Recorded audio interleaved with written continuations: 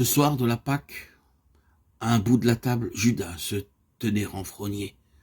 Au contraire des autres qui étaient tout joyeux de participer à cette fête. Il ne laissait voir sur son visage qu'une sorte de crispation, d'angoisse et de fureur. Il avait promis que cette nuit-là, il conduirait l'opération de police contre son maître, et il n'osait pas regarder Jésus en face. D'autant que, à certains petits mots que le Christ avait prononcés, le traître avait acquis la certitude que son infamie était connue.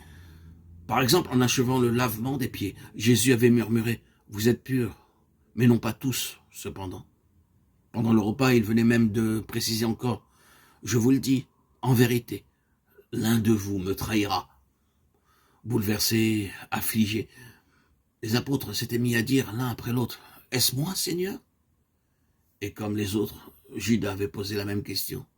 « Est-ce moi ?» Ah, quel regard s'était alors tourné vers lui. Quelle pénétrante flamme. À ces yeux-là qui pouvaient rien cacher. Il avait entendu 3 petits mots à peine chuchotés, mais qu'il avait bien compris jusqu'au fond de son âme ténébreuse. Tu l'as dit. Il était peut-être encore temps de se repentir, de se reprendre.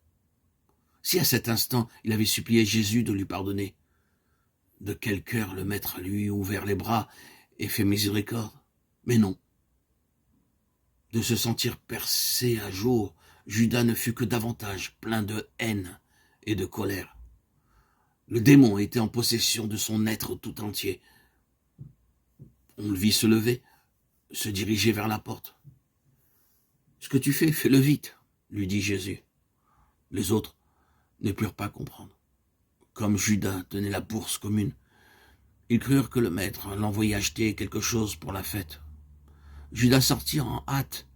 Les portes du cénacle se referma sur la nuit, où il disparut. Le repas allait vers sa fin. Les apôtres, qui n'avaient prêté aucune attention à l'incident de Judas, étaient tout au bonheur de cette fête célébrée avec leur grand ami, leur maître.